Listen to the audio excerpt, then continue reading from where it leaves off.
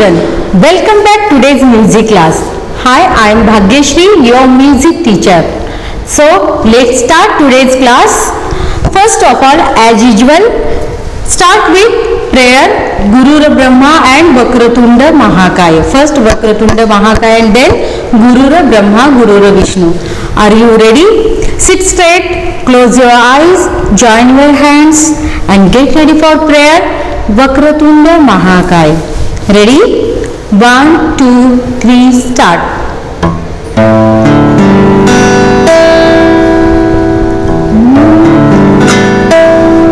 Vakratunda Mahakaya Surya Koti Samaprabha Nirvignam Kurume Deva Sarvakareshu Sarvada Guru Brahma Guru Vishnu Guru Deva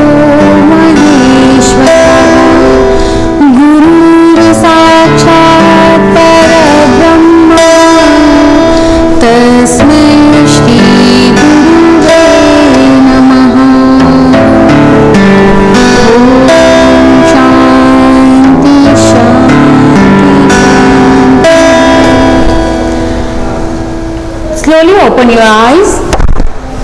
So, last period में मैंने आपको एक patriotic song सिखाया था, याद है? आई होप कि आपने उसकी प्रैक्टिस की होगी। तो इस पीरियड में पहले हम उसकी रिवीजन लेंगे, फिर से एक बार स्क्रीन पे देखो, वो पेट्रियोटिक सॉन्ग की लिरिक्स यहाँ पे है, उसको देख के फिर से एक बार हम उसकी प्रैक्टिस करेंगे। Are you ready for practice with guitar? Because of कि गिटार पर हम क्या कर सकते हैं कि बीट के साथ गा सकते हैं, कि मैं एट ए टाइम हारमोनियम और बीट ये दो नहीं कर सकते, इसलिए आज हम सिर्फ गिटार पर मैं आपको बीट के साथ कैसे गाना है ये सिखाऊंगी। सी गिटार में जो स्ट्रिंग बजता है उसमें बीट जो रहते हैं, रिदम पैटर्न वो भी रहता है। सी इसमें बीट और उसका स्पीड और वो जो टाइमिंग होता है वो मेंटेन करना होता है। तो आज हम यही पेट्रियोटिक सॉन्ग जो है वो बीट के साथ आप अपने हाथ पर टैप करके बीट पकड़ सकते हैं या पाँव से बीट पकड़ सकते हैं, लाइक दिस। रेडी? देश से है प्यार तो ये कहना जरूरी है कि मैं रहूं या ना रहूं, भारत ये रहना चाहिए। So are you ready? 1, 2, 3 start. First humming 1, 2, 3 start.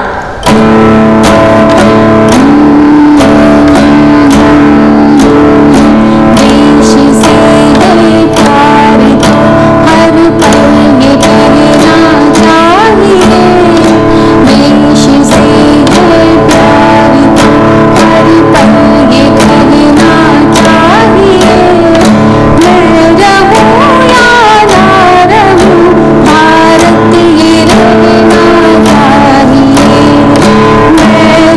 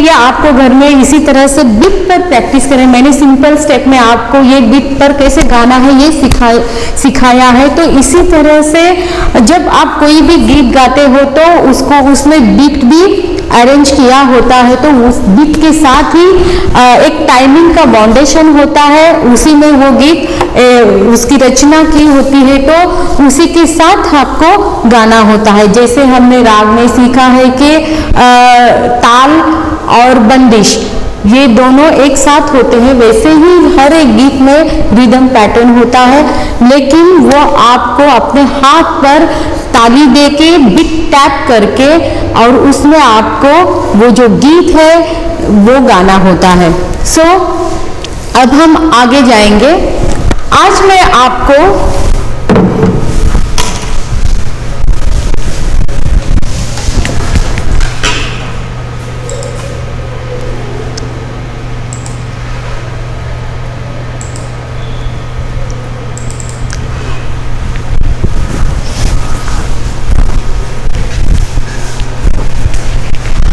आज के इस पीरियड में मैं आपको थाट के बारे में इंफॉर्मेशन देने वाली हूँ। थाट आपने सुना है, ये वर्ड कहाँ सुना है? मैंने आपको राग भूप सिखाया था। सो राग भूप कहाँ से क्रिएट हुआ है? थाट कल्याण आपने सुना होगा, याद करो। थाट कल्याण ये वर्ड आपने सुना है, थाट कल्याण। तो ये जो थाट है, ये थाट कहाँ से आया है, कैसे है? तो इसकी इंफॉर्मेशन मैं आज इस पीरियड में आपको देने वाली हूँ। थाट के बारे में आज हम सीखने वाले हैं। स्क्रीन पे देखो,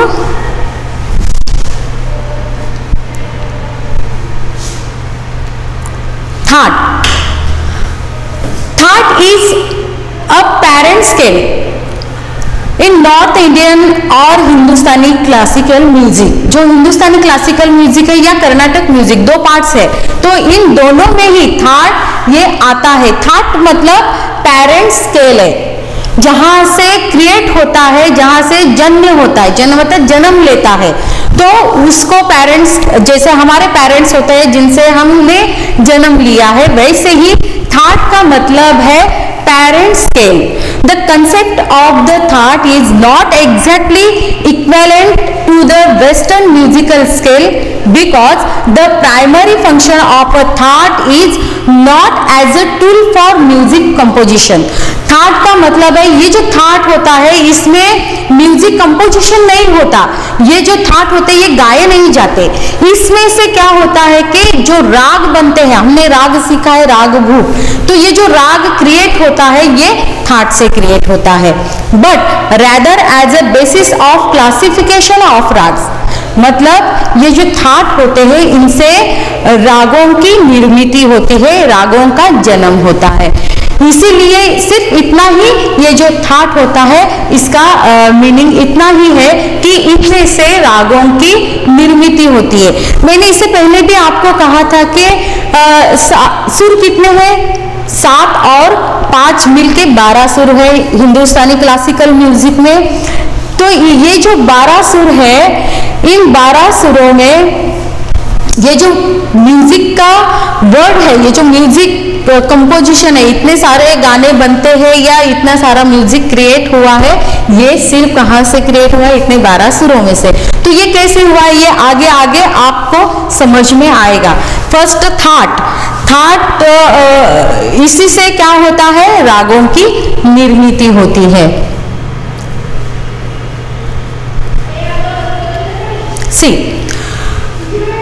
पंडित भातखंडे, ये आपने नाम सुना भी होगा, कभी सुना होगा कि पंडित भातखंडे, विष्णु नारायण भातखंडे, ये बहुत बड़े संगीतज्ञ थे 20th सेंचुरी में। उन्होंने क्या किया कि पूरा भारत में वो घूमे, हर एक जगह से उन्होंने म्यूजिक के बारे में इंफॉर्मेशन ली।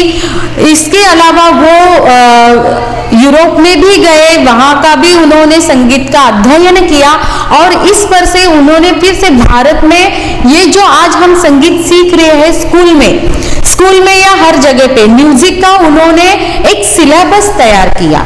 हर एक स्कूल में सिखाने लायक सिलेबस, पंडित भातखंडे जी ने शुरू किया। उन्होंने ही इस तरह से गांधर्व महाविद्यालय के थ्रू ये जो एग्जाम्स होते हैं, इनका जो सिलेबस होता है वो पुस्तकीय रूप से उन्होंने समाज के सामने रखा है। पहले के जमाने में क्या होता था कि अगर आपको संगीत सीखना है तो आपको क्या करना पड़ता था कि गुरु के गृह, मतलब गुरु के घर जाके आपको म्यूजिक सीखना होता था। तब उस वक्त गुरु या स्कूल में म्यूजिक सिखाया नहीं जाता था, तो गुरु के घर जाके, जो भी संगीतज्ञ उनके घर जाके, घर में रह के ये जो संगीत की साधना थी वो करनी पड़ती थी। उनके साथ ही रह के वो संगीत सीखा जाता था। और वो भी कैसे, उसका कोई लेख ही नहीं था, लिख के वो संगीत कभी उन्होंने सीखा नहीं था। जो गुरु सिखाते थे वही सुन के, उन्हीं के साथ गा के ये जो संगीत था वो सीखा जाता था। लेकिन पंडित भातखंडे जी ने क्या किया कि हर एक इंसान के पास संगीत पहुंचना चाहिए, इसलिए उन्होंने जो भी म्यूजिक है वो उसको पुस्तक के रूप में, रिटर्न में उन्होंने उसका समाज के सामने प्रस्तुत किया। और उसी थ्रू उन्होंने हर एक को संगीत सीखने का मौका दिया। आज जो हम सीख रहे हैं इस तरह से, ये जो सब आज लिखी रूप में हमारे सामने है, ये पंडित जी ने ही हमारे लिए किया है। तो पंडित जी ने क्या किया, पहले जो गांधर्व था उससे पहले भी बहुत सारे संगीतज्ञ, शारंगदेव, भरत मुनि, ये जो संगीतज्ञ थे ये कर्नाटक म्यूजिक से थे। कर्नाटक म्यूजिक जो था वो पारंपरिक म्यूजिक है, लेकिन जो हिंदुस्तानी आज हम सीख रहे हैं, उत्तर हिंदुस्तानी संगीत, इसमें जो व्यक्ति है उसके हिसाब से संगीत में चेंजेस आने लगे। हर एक व्यक्ति ने अपने आविष्कार उसमें, अपने क्रिएशन उसमें डाले और इसी तरह से म्यूजिक में थोड़े थोड़े चेंजेस आने लगे और म्यूजिक के दो पार्ट्स बन गए, हिंदुस्तानी म्यूजिक और उत्तर हिंदुस्तानी म्यूजिक और कर्नाटक म्यूजिक। ये जो शारंगदेव थे इन्होंने भी थाटों की उस वक्त निर्मित की थी, माता पिता राग, उन्होंने नाम दिया था माता पिता राग, और उसे जन्य राग जो थे पुत्र राग, पुत्रवधू राग, पुत्री राग, इस तरह से उन्होंने नाम दिया था। लेकिन पंडित जी ने उन्हीं सभी का अभ्यास करके सिर्फ 10 थाटों की निर्मित इंडियन क्लासिकल म्यूजिक में किया है।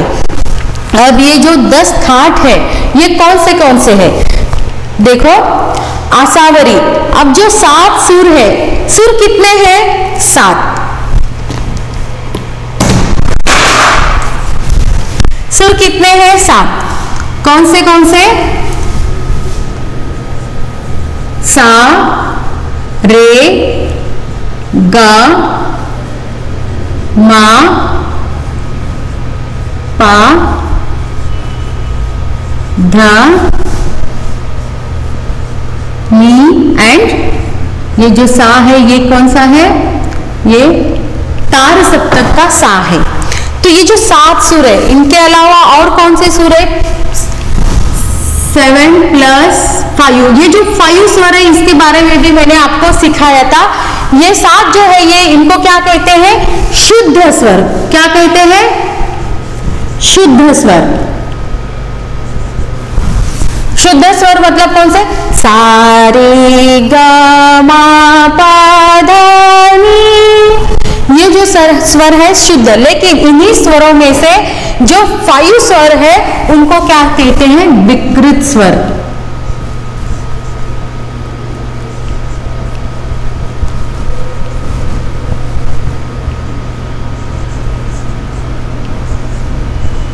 विकृत स्वर और नोट। तो ये जो विकृत स्वर है ये कौन से स्वर है? सी, सा ये स्थायी स्वर है, मतलब ये हिलता नहीं अपने जगह से। लेकिन जो रे है ये विकृत स्वर है। और ये जो विकृत स्वर, इनमें भी पार्ट्स है। कौन से पार्ट्स है? दो पार्ट्स है। ये है कोमल और तीव्र।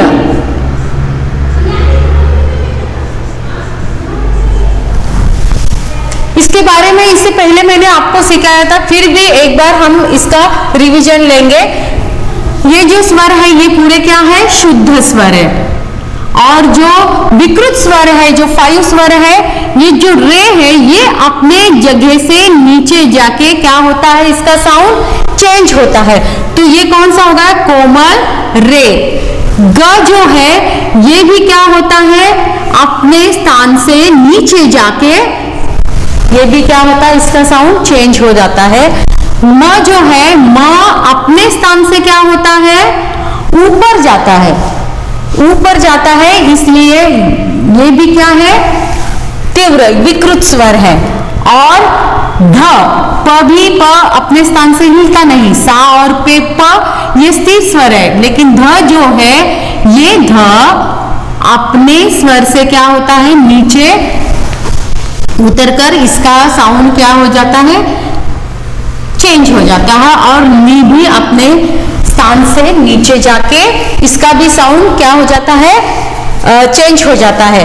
अब शुद्ध स्वर और विकृत स्वर, ये इनको समझने के लिए, इनको पहचानने के लिए भातखंडे जी ने इन पर अपनी एक लिपि उन्होंने तैयार की है। और उस लिपि में जो स्वर अपने स्थान से नीचे जाते हैं, कोमल बनते हैं, उनके नीचे उन्होंने इस तरह से डैश किया है।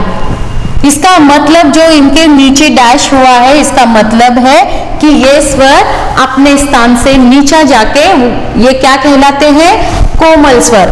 और जो अपने स्थान से ऊपर होते हैं उनके ऊपर इस तरह से दंड दिया जाता है या इस तरह से लाइन खींची जाती है। इसका मतलब कि ये अपने स्थान से ऊपर है, मतलब कि ये तीव्र है।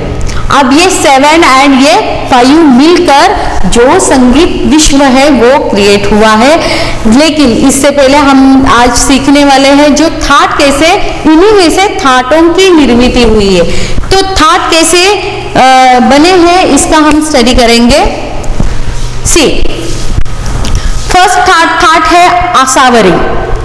आसावरी में कौन से सुर है, सारे ग म प ध।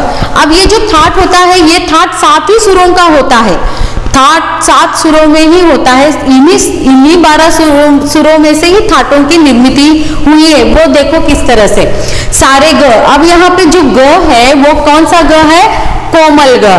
और जो ध और नी है, ध एंड नी, ये भी क्या है, ये 3 ही सुर जो है वो कोमल है। इस तरह से आसावरी थाट क्रिएट हुआ है। अब ये सुर, इन्हीं में से जो राग बने हैं उनमें यही सुर होंगे, लेकिन कम ज्यादा या अदला बदल करके होंगे। लेकिन आसावरी थाट से बहुत सारे रागों की निर्मित हुई है। जैसे जैसे आप सीखोगे आपके सामने वो राग आ जाएंगे। नेक्स्ट है भैरव राग। अब ये भैरव राग में क्या है, चेंज वही सुर है लेकिन चेंज क्या हुआ है, सा रे ग। रे क्या है, रे कोमल है। और कौन सा कोमल है, ध कोमल है, रे और ध। आसावरी में क्या था, ग ध नी, ये 3 सुर कोमल थे।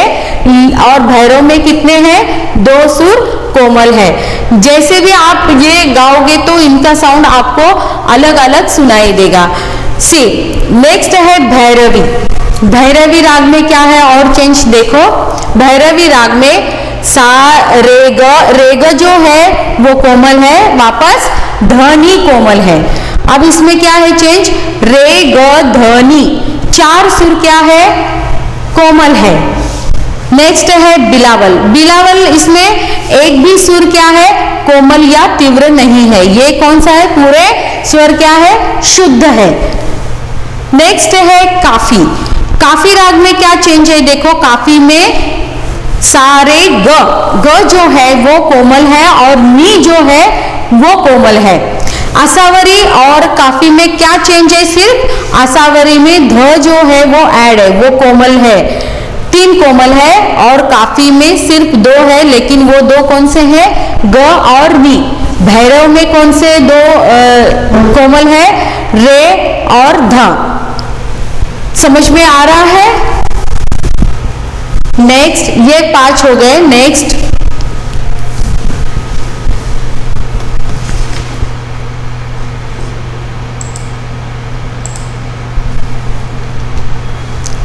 नेक्स्ट है कल्याण थाट, थाट कल्याण। अब ये जो कल्याण थाट है इसके सुर देखो, सारे ग म पर लाइन है, दिख रही है म पर लाइन यहाँ पे, म सारे ग म जो है वो क्या है, म तीव्र है। अब इसमें क्या चेंज हो गया, बाकी के सुर शुद्ध है लेकिन म जो है वो क्या है, तीव्र है। नेक्स्ट है खमाज, खमाज। अब इसमें क्या चेंज है, देखो सारे सुर शुद्ध है, सारे ग म प ध, नी जो है, नी के नीचे क्या है, लाइन है, तो ये जो नी है क्या है, नी सिर्फ नी कोमल है, सिर्फ एक सुर कोमल है। कल्याण में कितने कोमल है, तीव्र है, मध्यम तीव्र है, और इसमें निषाद क्या है, कोमल है। अब नेक्स्ट है मारवा, मारवा में भी देखो क्या चेंज है, सा रे, रे जो है ये कोमल रे है, सारे ग म पे लाइन है, देखो म जो है म तीव्र है, रे और म ये दो सुर यहाँ पे चेंज है, रे क्या है, रे कोमल है और म क्या है, म तीव्र है, इसलिए ये थाट अलग बना है। नेक्स्ट है पूर्वी थाट, थाट पूर्वी, थाट पूर्वी में देखो क्या चेंज है, सा रे, रे के नीचे लाइन है, रे कोमल है, ग म के ऊपर लाइन है, म तीव्र है, प ध क्या है, ध जो है वो कोमल है। अब इसमें क्या चेंज है, भैरव का जो भैरव थाट है, भैरव थाट में क्या है, दो सुर कोमल है, रे एंड ध। अब इसमें सिर्फ चेंज क्या हुआ है, म क्या हुआ है, इसमें तीव्र हुआ है। देखो नेक्स्ट लास्ट है, लास्ट तोड़ी। अब तोड़ी देखो, सा रे ग के नीचे क्या है, लाइन है, तो ये दो सुर कोमल है, म के ऊपर लाइन है तो म तीव्र है, और ध क्या है, कोमल है। तो यहाँ पे चार सुर, तीन सुर कोमल और एक सुर तीव्र है। इस तरह से इनको मिलाकर ही इन 10 थाटों की निर्मिति भातखंडे जी ने की है। अब इन्हीं थाटों में से बहुत सारे रागों की निर्मिति हुई है, ये आप आगे धीरे धीरे सीखने वाले हो। तो फर्स्ट राग हमने सीखा था राग भूप। अब राग भूप कौन से थाट से आता है, थाट कल्याण। अब यहाँ पे सोचने की बात है कि राग भूप के सुर कौन से हैं, सारे ग प ध सा सभी शुद्ध है, लेकिन यहाँ कल्याण थाट तो इसमें मध्यम तीव्र है, तो उसमें मध्यम नहीं है, तो वो फिर वो कल्याण थाट से कैसे, कि कल्याण थाट के अनुसार जो राग भूप है उसका चलन मतलब चलने का ढंग, उसके गाने का तरीका जो है वो कल्याण थाट के अनुसार आता है, इसलिए उसको कल्याण थाट में उसको डाला है जो भूप राग है। आगे जो हम राग सीखने वाले हैं इसके बाद राग दुर्गा। अब राग दुर्गा के भी सुर सेम ही है, लेकिन वो राग दुर्गा जो है वो बिलावल थाट से आता है, क्योंकि इसमें सभी सुर क्या है, शुद्ध है। इस तरह से क्लासिफिकेशन इस तरह से थाटों की गई है। फिर से एक बार ध्यान दो, और एक बार मैं आपको सिखाऊंगी कि थाटों की निर्मिति कैसे हुई। पहले आप प्रॉपरली देख लो। देखो पहला जो है वो इन्हीं कैसे बनाई, इन्हीं सुरों से हर एक सुर में हर एक थाट में सुरों की निर्मिति कैसे की है, इस पर थोड़ा सा ध्यान दो। जो आसावरी है उसमें ग ध सिर्फ ये दो सुर क्या है, कोमल है। फर्स्ट जो है इसमें ग और ध,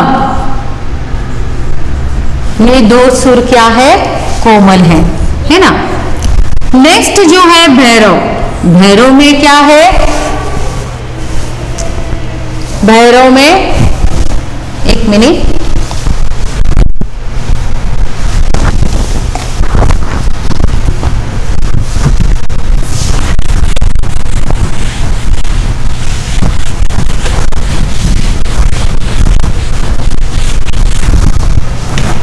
देखो आसावरी में क्या है, आसावरी में ग, ये जो ग है, ग और ध प्लस नी, ये 3 सुर क्या है? कोमल है। भैरव में क्या है? भैरव में रे प्लस ध, ये 2 सुर क्या है? कोमल है। बाकी के सभी सुर शुद्ध है। भैरव में क्या है? भैरव में रे प्लस ग प्लस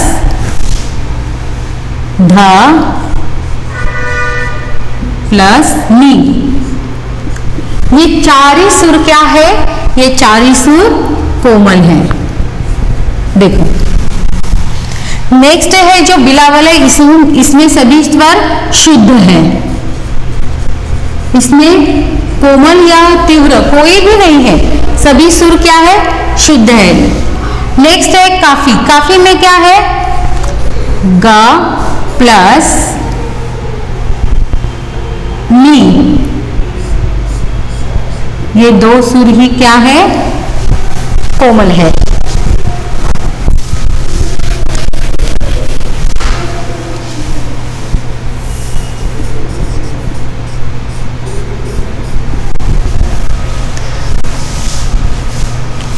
अब देखो जो 7 सुर है वो सुर शुद्ध रह के भी उनमें ये जो 5 विकृत स्वर है उनका यूज उन्होंने किस तरह से किया है और इतने 10 थाटों की निर्मित की है। अब इन 10 थाटों में से ही बहुत सारे रागों की निर्मित हुई है, इसी तरह से निर्मित की गई है। अब नेक्स्ट है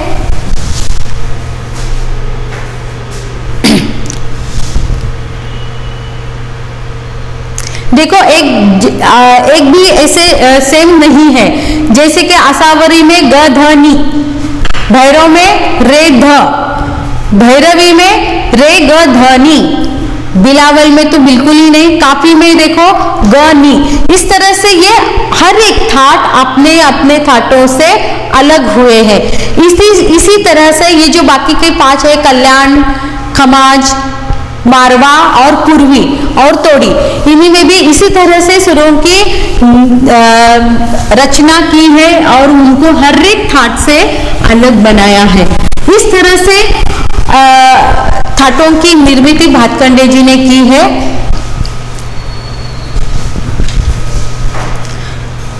आई होप कि आपको ये जो थाट कंसेप्ट है आपको प्रॉपरली समझ में आया होगा।